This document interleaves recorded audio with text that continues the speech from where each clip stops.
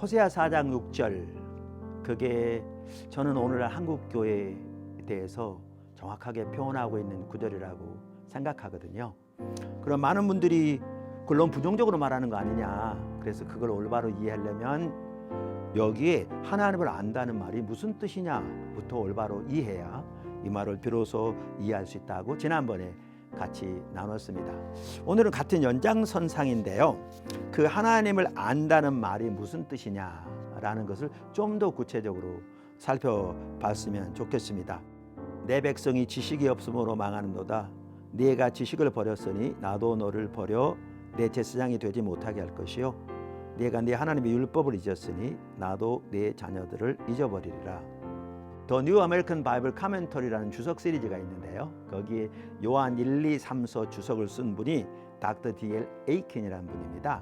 그분이 요한 1서에 더 나아가 성경에 나오는 하나님을 안다는 말이 무슨 뜻이냐라는 것에 대해서 이렇게 표현했습니다. 하나님을 아는 참된 지식은 서로 분리될 수 없는 지적, 도덕적, 그리고 영적인 요소를 포함한다.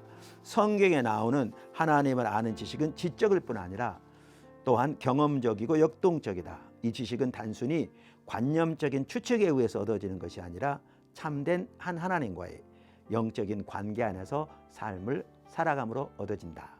쉽게 표현하면요, 하나님을 아는 지식은 지적이고 영적이고 도덕적이고 경험적인데 이 네 요소가 다 있어야 참된 하나님을 아는 지식이라는 겁니다.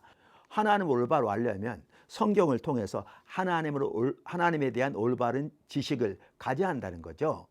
그러니까 하나님에 관한 올바른 지식 없이 하나님을 올바로 알 수 없잖아요. 이거를 로이드 존스 목사님은 컵에 비유했습니다. 아무리 컵이 뛰어나고 좋아도 비어있을 수 있다는 겁니다.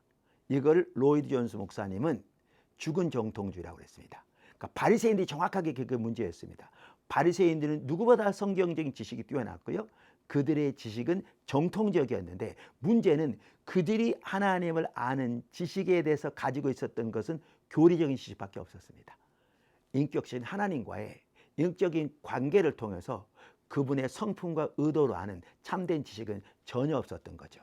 로이드 존스 목사님은 죽은 정통주의에 대해 이렇게 말했거든요. 그분의 책 부흥에서 참 귀한 그 포인트인데요, 이 항목에 들어있는 제일 되고 가장 우선적인 문제거리는 인격 자신과 옳은 관계를 맺으려 하기보다는 그 인격에 관해서 관심을 가지는 것입니다. 정통적이지 못한 사람들의 문제거리는 하나님과 주 예수 그리스도와 성령에 관한 교리에 있어서 잘못되어 있습니다. 그러나 제가 지적하는 잘못은 교리, 참된 교리, 인격에 관한 참된 교리를 인격이 서야 할 자리에 세우는 무서운 위험입니다. 그것은 정말 무서운 것입니다. 그러나 복음적인 사람들, 정통적인 사람들이 흔히 걸려 넘어지는 매우 흔한 함정입니다. 정통적이면서도 죽어 있을 수 있습니다. 로이드 존스 목사님은 죽은 정통주의를 이단만큼 나쁘다고 심지어 말했거든요. 이단은 교리가 잘못된 건데 죽은 정통주의는 아무런 소용이 없기 때문인 거죠. 그렇게 죽은 정통주의에 빠지면 하나님의 살아있는 실제적인 역사는 전혀 나타나지 않는데 가장 전형적인 특징이 삶이 안 변하는 겁니다. 그래서 바리새인 삶이 그랬고 로마서 2장에서도 그들은 그토록 자기들이 빛이요 인도자라고 자부했는데 이어지는 21절부터 보면 그들이 얼마나 심각하게 하나님의 말씀을 실제로 버렸는가를 볼 수 있습니다.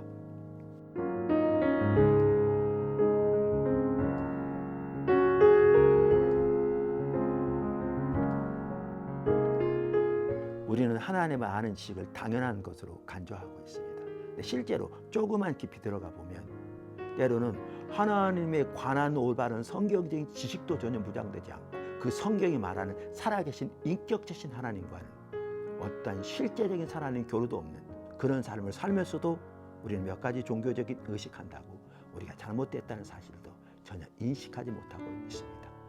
호세아 4장 6절이 정확하게 얼마나 이 시대에 해당하는 말인가를 볼 수 있고요. 다시 한번 우리는 어느 때보다 하나님을 아는 지식 가운데로 나가야 할 것을 절실하게 볼 수 있습니다. 우리 그 자리로 모두 나갈 수 있게 되기를 다시 한번 예수님의 이름으로 축복합니다.